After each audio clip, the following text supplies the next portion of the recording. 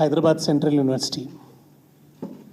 యూనివర్సిటీలో ఇవాళ కాంగ్రెస్ ప్రభుత్వం జరుపుతున్నటువంటి ఈ దమనకాండ, ఈ హింసాకాండ అది తెలంగాణ చరిత్రకే ఒక మాయని మచ్చగా మిగిలిపోతుంది.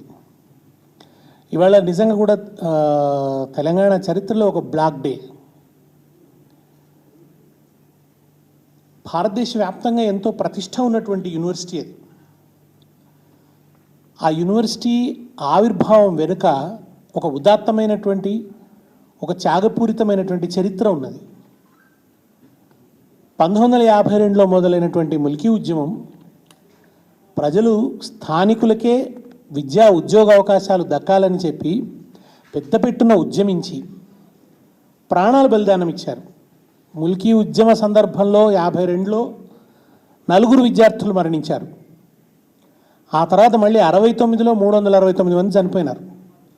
వాటన్నిటి ఫలితంగా, వాళ్ళ ప్రాణత్యాగాల ఫలితంగా, ఆ ఉద్యమ పర్యవసానంగా 6 సూత్రాలు ఆనాటి ప్రధాని ఇందిరాగాంధీ ప్రకటించవలసి వచ్చింది. దాంట్లో భాగంగా తెలంగాణ వాళ్ళకి మెరుగైన విద్యావకాశాలు ఉండాలని చెప్పి కేంద్ర ప్రభుత్వం యొక్క నిధులతోని ఇక్కడ ఒక యూనివర్సిటీని స్థాపించాలని పార్లమెంట్లో యాక్ట్ చేయడం ద్వారా సువిశాలమైనటువంటి భూభాగాన్ని ఇస్తూ ఆ యూనివర్సిటీని ఏర్పాటు చేయడం జరిగింది.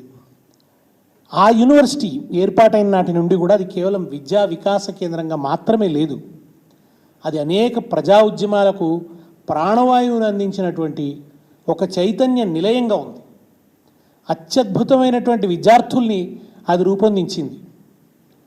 ఒక గొప్ప మేధో కేంద్రంగా విలసిల్లుతున్నది హైదరాబాద్ సెంట్రల్ యూనివర్సిటీ. ఆ యూనివర్సిటీ చాలా గౌరవాన్ని సాధించింది సమాజంలో. దేశంలో అనేక ప్రాంతాల నుంచి వచ్చినటువంటి విద్యార్థులు అక్కడ ఉన్నత విద్యను పొందుతున్నారు.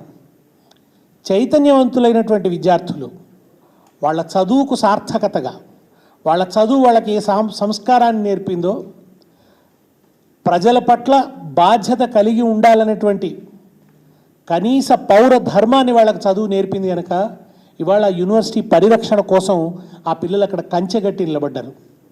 అది వాళ్ళ కంటగింపుగా మారింది ఈ ప్రభుత్వానికి. ఇవాళ ఈ ప్రభుత్వాన్ని ఏలుతున్నది భూముల దందాలోంచి వచ్చినటువంటి ఒక నాయకుడు. భూమి అంటే అతనికి ఓ దందా, భూమి అంటే అతనికి ఓ వ్యాపారం. భూమిని అమ్ముకోవడం తప్ప భూమికి ఉన్న మరొక విలువ కానీ, భూమి పట్ల అనుబంధం కానీ ఆయనకు తెలియదు. భూమిని ఒక సరుకుగా చూసే సంస్కృతి ఉన్నటువంటి నాయకుడు ఆయన. ఇవాళ ఆయనకు లంకె బిందెలు కనబడుతున్నాయి సెంట్రల్ యూనివర్సిటీ భూములలో. 30,000 కోట్ల రూపాయలు సంపాదించుకోవడం కోసం ఇవాళ ఆ భూముల్ని తెగనమ్మడానికి ఆయన సిద్ధపడితే, తెలంగాణ చైతన్యాన్ని అందుకున్నటువంటి విద్యార్థులు, ఈ భారతదేశంలో జరిగినటువంటి అనేక ప్రజా ఉద్యమాల చైతన్యాన్ని వారసత్వంగా స్వీకరించినటువంటి విద్యార్థులు ఇవాళ ఆయనకు అక్కడ అడ్డుగా నిలబడ్డాడు.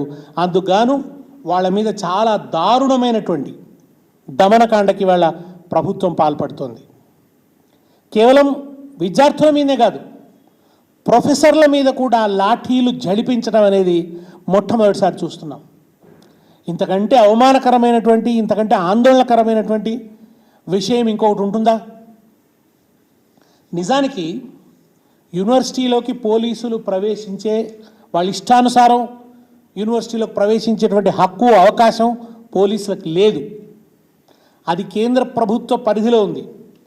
దాని ఛాన్సలర్ రాష్ట్రపతి ఛాన్సలర్గా ఉన్న యూనివర్సిటీలోకి పోలీసులు ప్రవేశించాలంటే ఖచ్చితంగా వైస్ ఛాన్సలర్ గారి అనుమతి ఉండాలి. అది కూడా ఏదన్నా అన్లాఫుల్ యాక్టివిటీస్ జరిగినప్పుడు, అక్కడ ఏదన్నా లా అండ్ ఆర్డర్ సమస్య ఉత్పన్నమైనప్పుడు మాత్రమే పోలీసులు దాంట్లోకి వీసీ అనుమతితో ప్రవేశించేటువంటి అవకాశం ఉంటుంది. ఇవాళ పోలీసులు ఎట్లా ప్రవేశించారు? వీసీ గారు ఎట్లా అనుమతించారు? యూనివర్సిటీ వీసీ గారు పోలీసులు లోపలికి రావడానికి ఎట్లా అనుమతించారు? లోపల లాఠీ చార్జీలు జరిగేదాకా వీసీ గారు ఎట్లా ఈ పరిణామాన్ని అనుమతిస్తున్నారు ఆయన? ఇది నిజంగా కూడా చాలా ఆందోళన కలిగిస్తున్నటువంటి విషయం.